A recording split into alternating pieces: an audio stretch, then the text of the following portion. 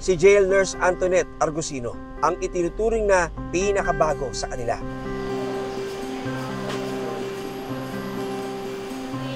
2022 siya nakapasa sa nursing board exam. Bagamat nakapagtrabaho na siya noon sa labas bilang nurse, malayong-malayo raw ito sa kanyang trabaho ngayon dito sa loob. Iba talaga kasi dito iba-iba ang storyng maririnig mo sa mga PDL natin na hindi nyo maririnig sa labas. Kasi as a PDL, doon nila masasabi sa'yo na ganito kami dito sa loob, ito yung ginagawa namin.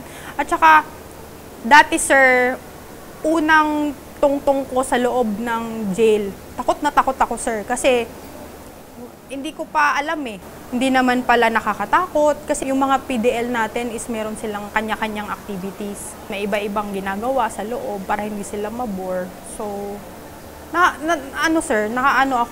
natuwa ako. And then, natutuwa ako pagka may mga PDL tayong nagpapasalamat sa amin. Aminado si Tonet na di biro ang kanilang trabaho bilang isang jail nurse. Bakit? Kasi, kita nyo naman sir, medyo malaki yung facility namin. Tapos, ilan lang kaming nurse na umiikot. Tapos, sa isang selda sir, sabihin na natin lahat sila may health concern. Parang yun yung challenge namin, sir. Kasi konti lang kaming nurse and then sobrang medyo madami yung PDL population namin. Parehas nangangailangan ang mga pasyenteng malaya at mga pasyenteng nakakulong. Pero para kay Jail Nurse Tonet, ang pagsisilbi sa mga may sakit na PDL, may kakaibang sayang na idudulot na di maaring matapatan ng anumang halaga. Doon naman ma'am sa aspeto ng emergency, ano yung naalala mo parang memorable na experience na kailangan mo talagang nahamon ka bilang isang nurse na umalalay sa isang PDL? One time, nag-24 hours na akong duty kasi kailangan po ng support ng isang grupo. And then, meron kaming PDL na stroke siya. So, hindi talaga siya nagigising eh.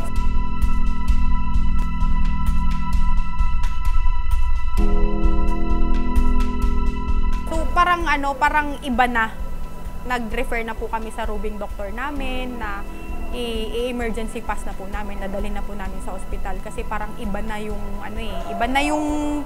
nung PDL. Yun po, dinala po namin sa ER and then yun po yung sabi nung ER doctor doon na namamagana yung niya sa utak. Na ako ma'am, parang talaga ako, kailangan niya ng tulong namin, naawa ako. Sa edad niyang yon na dapat nag-e-enjoy siya sa labas, kasama yung pamilya niya, nandito siya sa loob.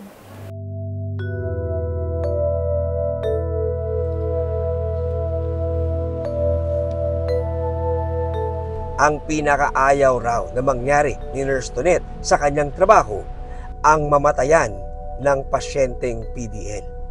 Paano namin madadala at paano namin siya maibabalik dito ng buhay? Siyempre, lahat naman tayo, sir, ayaw nang namamatayan. Ako, as a nurse, ayoko, sir. Ayokong mamatayan ako. Na dadaling ko sa ospital, tapos mamamatayan ako. Ayoko nang ganun, sir. Sana, walang mangyari na ganun, sir. Kasi mahirap po. Mahirap yung ganun. Kapag tinawag ang apelido, sagot ng pangalan at birthday. Okay? Opo.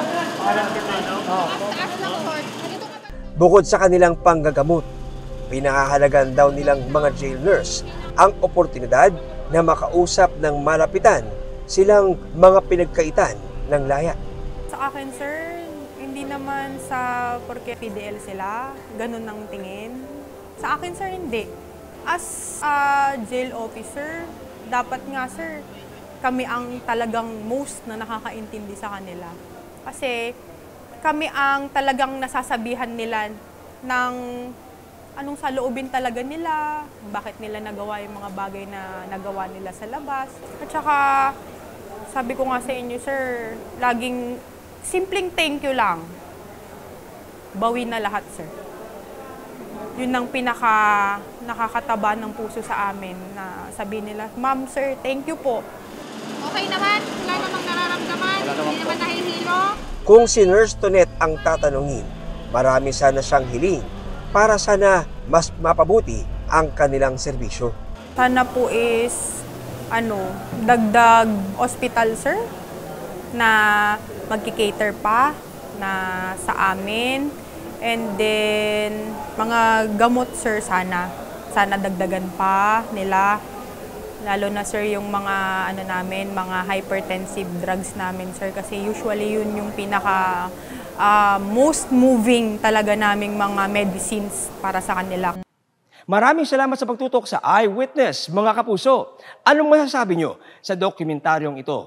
I-comment na yan at mag-subscribe sa GMA Public Affairs YouTube channel.